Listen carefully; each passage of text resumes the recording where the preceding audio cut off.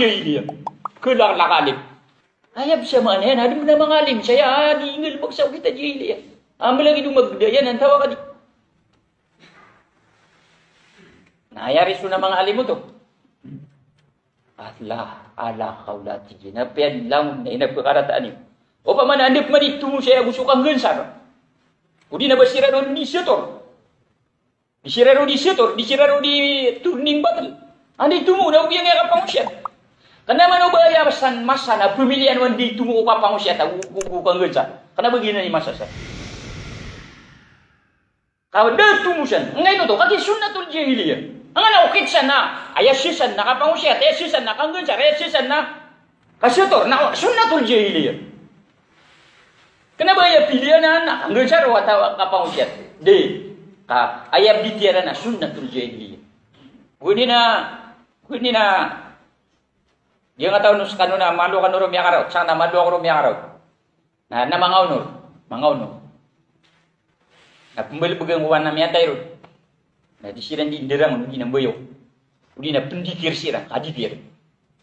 Moto adikir na yang dulu na dido ko Nabi sallallahu alaihi wasallam. Bukan na di pelaga-laga na pagkauro ko kay ira ko. Mana ni anak na berapa mteng? Ka mga tutul mabuah mapya kan bilang tau.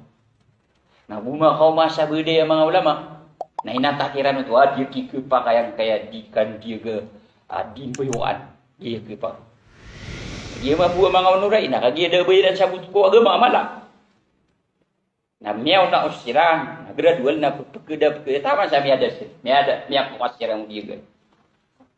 Minisan dengan dia lagi di bangun siat ayah sama di bangun siat. Di bangun siat saya kan bilang tahu.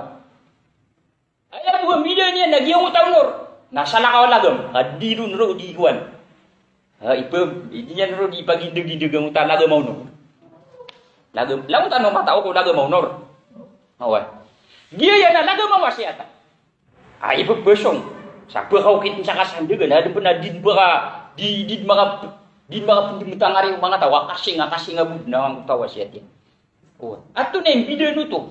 Diyang koto honor na kanaman ba ka pamteng mambubayo kay anro. Kanaman ba ka pamteng. Kaang kaya mga honor na kambila nga tao mambuwa mapipikirin na. Na dia yang mambu na kanaman buya ka pamteng. Kakapang mo siya te. Kapang mo siya mambu. Na kanabaya pa kay sisan andi tumuko kapagunuran tawa kakapang mo siya agugiyang gaya ka. Kasentor, kanggesar, berang-berang isu aja. Kenapa begini nih pakai isu? Ayah pakai isu, untuk naik oketsan. Antonanan, oke itu nabi, oke ta jahiliyah. Nah dia na sunniah, na min sunanil jahiliyah. Padko kita jahiliyah. Dia na susuan san, oke ta jahiliyah. Apa yang mengalim langun? Apa yang langun alim? Adir minggu lebak. Nah paliad nanan, oke ta jahiliyah. Karena bahaya bu perawket sangai oke ta jahiliyah na subuco mukari. Perawket